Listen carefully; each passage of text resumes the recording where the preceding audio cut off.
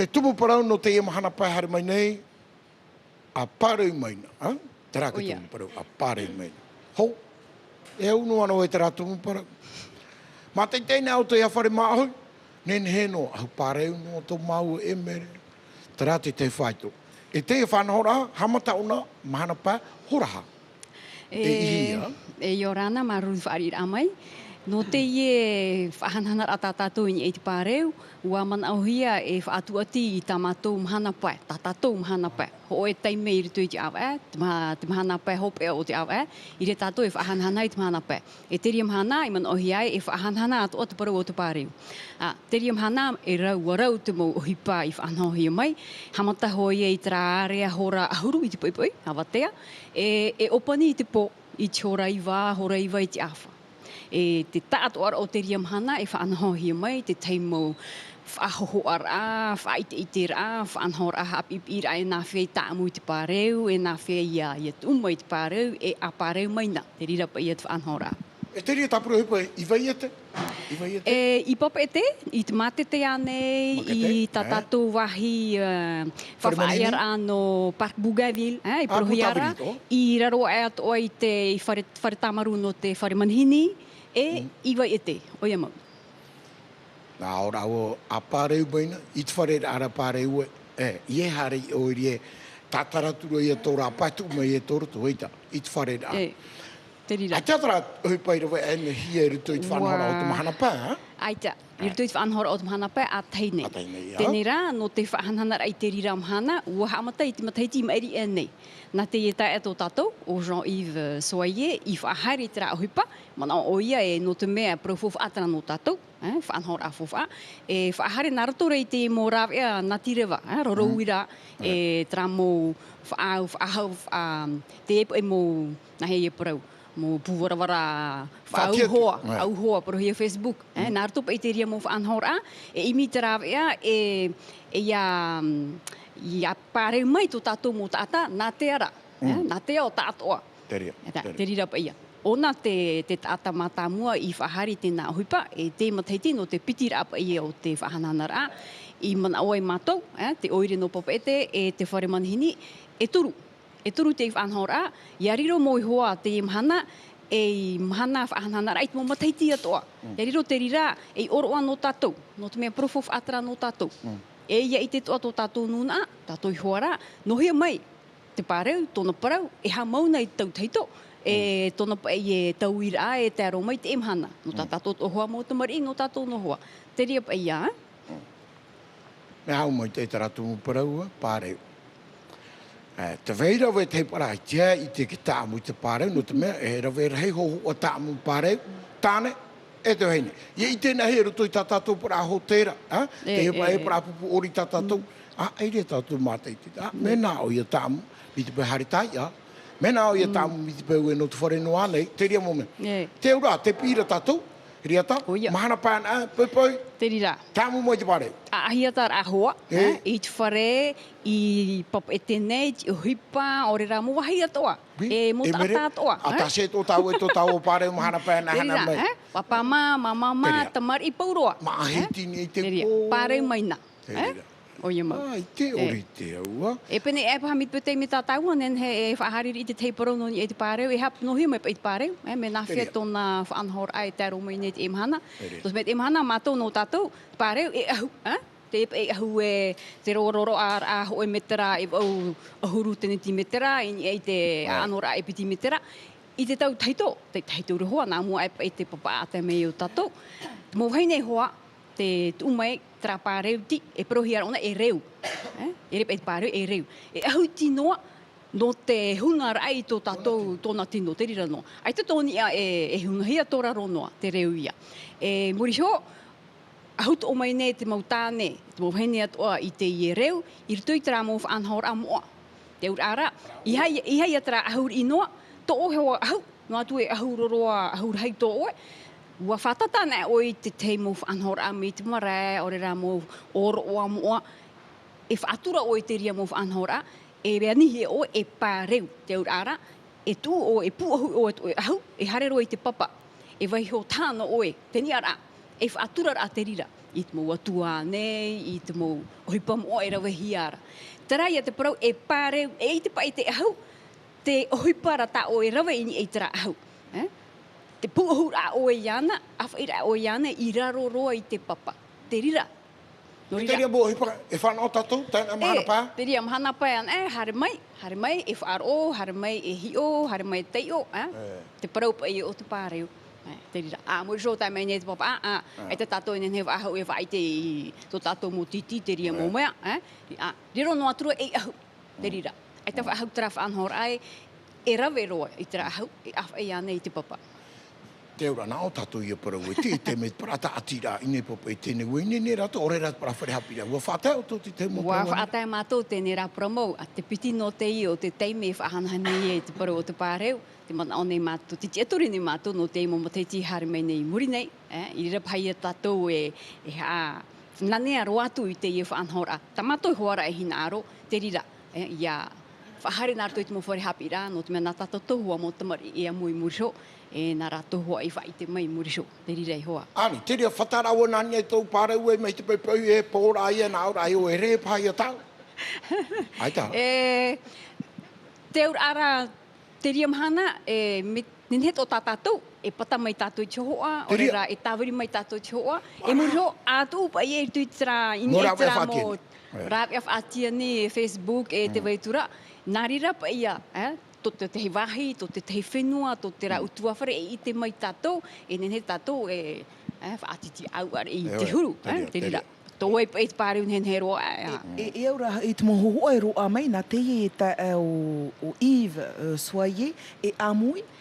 Aita, nā tātou no hoa, me te piruruira tā tātou. E tāu e mohohoa, tāu e tāwiri mai, nenhe tāu e tuatun I te rāpia Facebook. Te rira. E nāna e Amui, e te tāat o te mohohoa, ti awhaihia tu no te hamanira me e cho e hoa tāat o ara. Nenhe, ia tā tiopea, e puahura. E puahura. Nā rā, I te roara o tramahana, nā oe no hoa, e tui tā oe hohoa, I tā oe tāwirira, e whai te tuto oe mau hoa, e te ria hoara, a whai tu te tei hoa, me nā rira pa ia. Ai murisho e, ia opani te ria whanhora, nenhe e puahu, I ria tātou e nenhe e whaau e te tei hoa hei, no te ria mahana, ramau. Tēnei rāra o tō whai tui tō harere tui tō rapara ma whare tō I oai popo e te wahi hohi ai te pāreu. Te rira. E piti me tera ai tō ki tai, me te pau me parareira, whakakone no mai e te pāreu. Ia, awha me tera.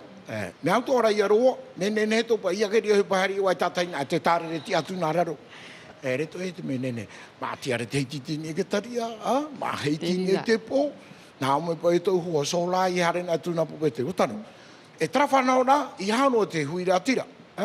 Eita, te tātu ora. Te tātu ora, nā te o tātu o te papane, te tātu te warau. Aite whanhor ai nā te teino nuna, nā te teino whia, aita. No te tātu ora. Maruru mai te hiriata, e haro o wharere tu ko pini oa, hau e ni ane mahana paina hare o mai ti te paru no mau emere. Emere, te au ere emere. Maruru Mario, Yorana Jean-Yves, soyez à Inate Lichle et Hiriata Mio. Alors, avec vous, on va parler de la journée du Pareu, à Pareu Maina. Mais avant d'en venir au thème de cette journée du programme, j'aimerais qu'on parle des Mhanapé. Alors, puisque cette journée se fait dans le cadre du Mhanapé, qu'est-ce que le Mhanapé et à qui s'adresse-t-il? Alors, le Mhanapé a été initié par un projet commun de la ville de Papeete et du GIE Tourisme donc, depuis 2010. Une synergie très importante qui a été mise en place dès le début avec les services du pays et beaucoup de partenaires privés, des artisans aussi qui participent toujours au Mhanapé, donc qui se déroule tous les derniers vendredis du mois en ville principalement et sur la place Veilleté en soirée. Et voilà, donc le Mhanapé s'adresse aussi bien à la population locale qu'aux touristes. C'est-à-dire que c'est un moyen pour la population locale de se réapproprier sa culture. Et donc, justement, par exemple, dans ce cadre-là de la journée du Pareu, de mettre en avant cette tenue qui est traditionnelle, mais qui n'est pas souvent mise en avant en dehors de la maison. Et donc, justement, de la mettre en avant, de la mettre en valeur dans la ville et comme une tenue qu'on pourrait mettre tous les jours finalement, puisque ça fait partie de notre culture. Merci d'avoir amorcé l'intervention de Jean-Yves. Jean-Yves qui est à l'initiative de ce projet, enfin de cette idée. Alors, en quoi consiste cette journée sur le Paréo? Donc déjà, tu en es à c'est la deuxième année, hein? Donc, oui, c'est bien ça, c'est la deuxième année. On a initié cette idée de faire porter le Paréo à tout le monde l'année dernière. C'est suite à un post d'un copain sur Facebook qui parlait d'une Open Day dans un certain nombre de lignes de métro dans les grandes métropoles où les gens se mettaient en sous-vêtements. Donc ici, en maillot de bain, c'était un peu délicat. Et donc l'idée de faire porter le Paréo est venue tout de suite. Alors le succès était un peu... Je veux dire, l'année dernière, cette journée a eu du succès. A eu son petit succès. Puisqu'on en a fait la publicité, entre guillemets, que via le réseau social Facebook ou par SMS. Et un peu tardivement, hélas, pour nous, par les médias écrits. Mais bon, cette année, on a bien partagé et je remercie le GIE Tahiti Tourisme ainsi que la mairie de nous accompagner et aussi les écoles, puisqu'on invite toutes les écoles à participer à cette journée dès vendredi. Et l'ensemble du public, où que vous soyez sur votre lieu de travail, que vous soyez en vacances, que vous soyez à la maison, mettez-vous en Paréo. Voilà. Et pas seulement en Polynésie, puisque l'événement est entre guillemets mondial. Puisqu'on a bien sûr plein de Polynésiens qui sont en métropole, voire partout dans le monde. Et certains, dès l'année dernière, ont joué le jeu, puisqu'on a reçu beaucoup de photos en provenance aussi bien des États-Unis, de France, aussi, il me semble, de l'Antarctique, d'Égypte et du Japon. Alors, pour ceux qui ne connaissent pas bien l'utilisation du Paréo, qui ne savent pas comment l'attacher ou qui souhaiteraient découvrir d'autres façons d'attacher le Paréo, qu'est-ce que vous avez prévu pour ce jour-là? Enfin, il y a un stand de démonstration. Alors, il y aura des démonstrations effectivement dans la journée au parc Bougainville, puisqu'il y aura des démonstrations d'attache de Paréo entre 11h et 16h. Et le soir, à Veilleté, il y aura un défilé de mode donc, avec des Paréos, mais qui mettra en avant les Paréos et les attaches de Paréo. Voilà. Alors, le Mahanapa, c'est beaucoup d'animation aussi. Donc, il y a d'autres points d'animation que vous avez prévus pour ce jour-là, enfin, qui viendraient se greffer à la journée consacré au Paréo. En fait, principalement au parc Bougainville, mais également donc il y a toujours un orchestre qui circule en fait dans le centre-ville, qui est avec le partenariat du Pape Été Centre-Ville, et donc cet orchestre sera présent en ville pendant la journée de vendredi.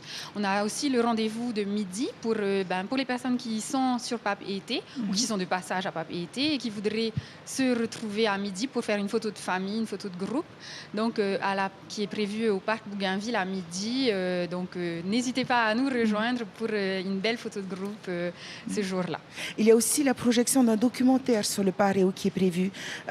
Où et à quelle heure? Donc, le soir, les activités, les animations se poursuivent à la place Veilleté à partir de 18h. Et donc, la projection d'un documentaire est prévue à 19h sur la place Veilleté. D'accord. Il y a un numéro de téléphone pour avoir le programme de cette journée. Oui, il y a un numéro de téléphone. Le numéro de téléphone, c'est le 50 40 30. C'est le numéro du GIE Tahiti Tourisme. Autrement, sur la page Facebook Mahanapé ou la page Facebook Paréo, donc la journée du Paréo. Et voilà, vous pouvez trouver toutes les informations sur les différents réseaux sociaux.